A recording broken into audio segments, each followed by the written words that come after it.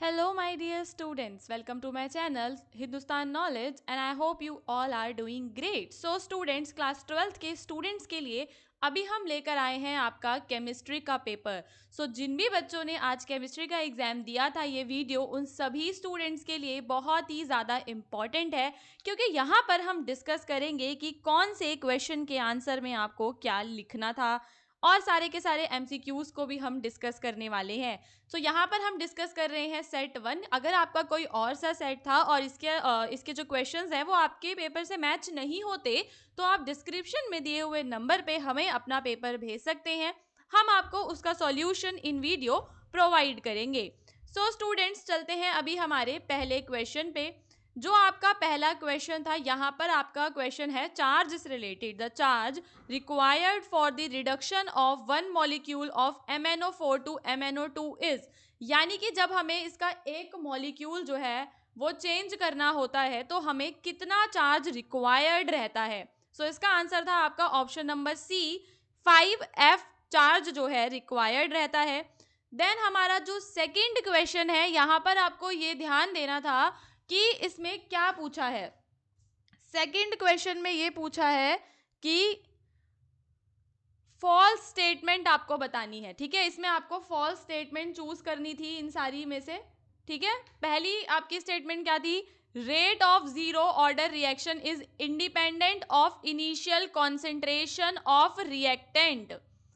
Then आपका दूसरा statement था half life of a zero order reaction is inversely proportion to the rate constant और molecularity of a reaction में be zero and the first order reaction यहाँ पे आपको given है. इसका क्या आंसर होना था स्टूडेंट्स? यहाँ पे आपसे फॉल्स स्टेटमेंट पूछी गई है तो इसका आंसर आपका ऑप्शन नंबर ए है. ठीक है, क्या है इसका correct answer? Option number A. Now let's come to the question number 3. The number of molecules that react with each other in an elementary reaction is a measure of the. क्या है question? The number of molecules. ठीक है, जो react करते हैं एक दूसरे के साथ कौन से रिएक्शन में? एलिमेंट्री रिएक्शन में. वो किस चीज का मेजर करते हैं, किस चीज का मेजर वो होता है? इसका आंसर आना था आपका option number C, molecularity of the reaction. Option number C is the right answer for the question number 3. I hope कि अभी तक आपके जो आंसर्स हैं वो ठीक गए होंगे. अब हम चलेंगे क्वेश्चन नंबर 4 पे. क्वेश्चन नंबर 4 पे आपको इसका इलेक्ट्रॉनिक कॉन्फ़िगरेशन बताना था. ठीक है, इस द एलिमेंट, कौन सा एलिमेंट है जिसका इलेक्ट्रॉनिक कॉन्फ़िगरेशन ये था? क्वेश्चन नंबर 4 जो है स्टूडेंट्स, इसका आंसर था आपका option number A, Cu. Okay, then फिर आपको यहाँ पर ये गिवन है एक स्टेटमेंट. अब आपको बताना है कि the complex ions in this are called. ठीक है, इसके अंदर जो कॉम्प्लेक्स आयंस हैं, ठीक है, इस रिएक्शन के अंदर या जो भी है ये, इसमें जो कॉम्प्लेक्स आयंस हैं इन्हें हम क्या कहते हैं? ये कौन से आपके आइसोमर्स हैं, इसने ये पूछा था. क्वेश्चन नंबर 5 में आपका जो है स्टूडेंट्स, इसका था आपका लिंकेज आइसोमर्स. यानी कि ऑप्शन नंबर कौन सा करेक्ट था आपका? ऑप्शन नंबर बी आपका इसमें करेक्ट था, लिंकेज आइसोमर्स. देन आपका क्वेश्चन नंबर 6 है द डायमैग्नेटिक स्पीशीज इज. यहाँ पे आपसे पूछा है कि इसमें से कौन सी स्पीशीज आपकी डायमैग्नेटिक है. द डायमैग्नेटिक स्पीशीज इनमें से कौन सी है? इसका जो आपका आंसर था वो क्या था?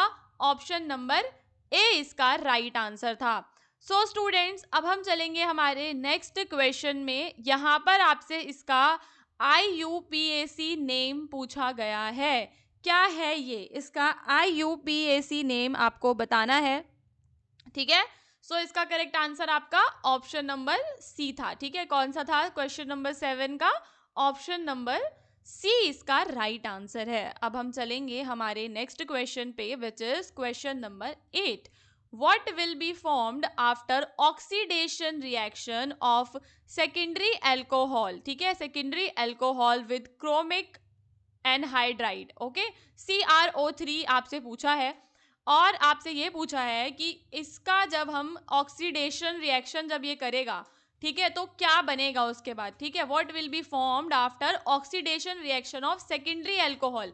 सेकेंडरी अल्कोहल जब CrO3 के साथ स्टूडेंट्स रिएक्ट करेगा, एक ये रिएक्शन आपका ऑक्सीडेशन रिएक्शन रहेगा. लेकिन बाद में क्या बनेगा, बाद में क्या बनता है इसके अंदर? सो इसके अंदर बाद में आपका ऑप्शन नंबर बी हो जाएगा, कीटोन इसका आंसर है। फिर हम चलेंगे क्वेश्चन नंबर 9 पे, the conversation of phenol to salicylic acid, ठीक है, salicylic acid can be accomplished by, कौन सा रिएक्शन होगा इसके अंदर? आपके पास ऑप्शंस भी हैं सारे के सारे, कपलिंग रिएक्शन है, कोल्बे रिएक्शन है, क्या है इसका राइट आंसर? इसका राइट आंसर मैं आपको बता देती हूँ, आपका ऑप्शन नंबर सी है। ठीक है स्टूडेंट्स, क्या है? Option number C. अब हम चलेंगे क्वेश्चन नंबर 10 पे, which of the following is और are example of denaturation of protein, ठीक है, डीनेचुरेशन ऑफ प्रोटीन्स आपसे पूछा है, और यहाँ पे कहा है कि इसमें से कौन उसके एग्जाम्पल हैं। आपके पास ऑप्शंस थे, coagulation of egg white, curdling of milk और क्लॉटिंग ऑफ ब्लड, या ऑप्शन ए एंड बी दोनों। क्वेश्चन नंबर 10 में आपका जो है आंसर आपका ऑप्शन नंबर डी ही होना था, both A and B.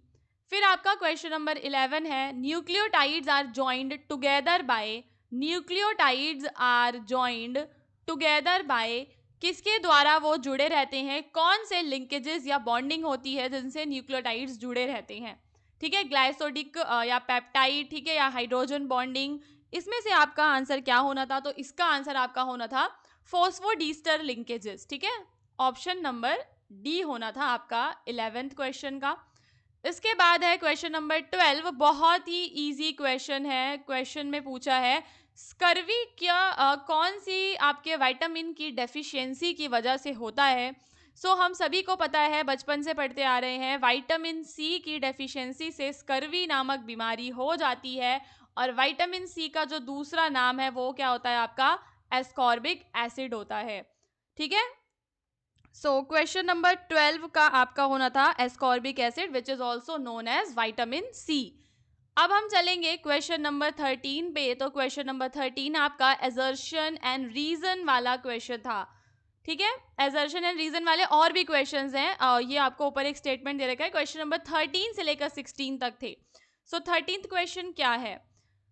13th question है आपका, in a first order reaction, if the concentration of the reactant is doubled, its half life is also doubled. Reason क्या है? The half life of a reaction does not depend upon the initial concentration of the reactant in the first order reaction. Question number 13 में जो है आपका assertion तो true है, but reason क्या है आपका? फॉल्स है। तो इसका आंसर क्या होना था आपका? Option C, assertion is true but the reason is false.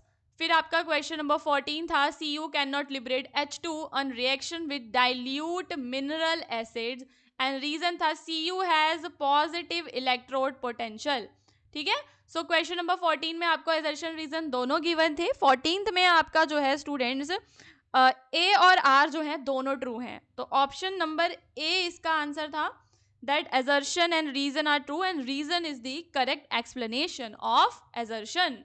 अब हम चलेंगे क्वेश्चन नंबर 15 पे, aromatic primary amines can not be prepared by Gabriel phthalimide synthesis, ठीक है, ये है। फिर आपका दे रखा है, aryl halides do not undergo nucleophilic substitution reaction with the anion form by phthalimide, ठीक है। क्या होगा इसका करेक्ट आंसर आपके एजर्शन और रीजन क्वेश्चन नंबर 15 में? तो यहाँ पे हम देख सकते हैं कि ये दोनों ही ट्रू हैं, ठीक है। ऑप्शन नंबर ए ही आपको 15 में करना था, that assertion is true and reason is also true, ठीक है। क्वेश्चन नंबर 16 है, vitamin D can not be stored in our body, और vitamin D is a fat soluble vitamin and is not excreted from the body in urine, ठीक है। Question number 16 क्या है? इसमें आपका क्वेश्चन विटामिन डी का है, तो हम देखते हैं कि इसमें जो आपका एजर्शन है ना वो फॉल्स है। पहली चीज मैं आपको बता दूं, एजर्शन आपका फॉल्स है बट रीजन इज ट्रू, तो रीजन आपका ट्रू है, तो करेक्ट इसका आपका ऑप्शन डी बनना था। 16th में आपका डी बनना था, दैट असर्शन आपका फॉल्स रहेगा, रीजन आपका ट्रू रहेगा, तो ऑप्शन नंबर डी है इसका। इसके बाद जो है आपके जो क्वेश्चंस हैं वो रिटर्न वाले क्वेश्चंस हैं, एमसीक्यूज खत्म हो गए हैं. सो आई होप कि आपका पेपर अच्छा गया होगा. अगर इसके अंदर आपको नहीं मिला तो आप अपने पेपर्स हमें भेज सकते हैं. अपने नेक्स्ट एग्जाम से भी आप हमें अपने पेपर्स को भेज सकते हैं और उनके सॉल्यूशंस हम आपको प्रोवाइड करेंगे. डिस्क्रिप्शन में आपको एक लिंक मिलेगा, वहां से जाकर आप लोग चाहें तो हमारे व्हाट्सएप चैनल जिसका नाम है हिंदुस्तान नॉलेज, आप लोग उसे ज्वाइन भी कर सकते हैं, क्योंकि वहाँ पर जो भी लेटेस्ट वीडियो आती है हम उसको आपको जो है उसका लिंक आपको प्रोवाइड करते हैं. उसके अलावा जो भी इंफॉर्मेशन है स्टूडेंट्स को हम वहाँ पे प्रोवाइड करते हैं.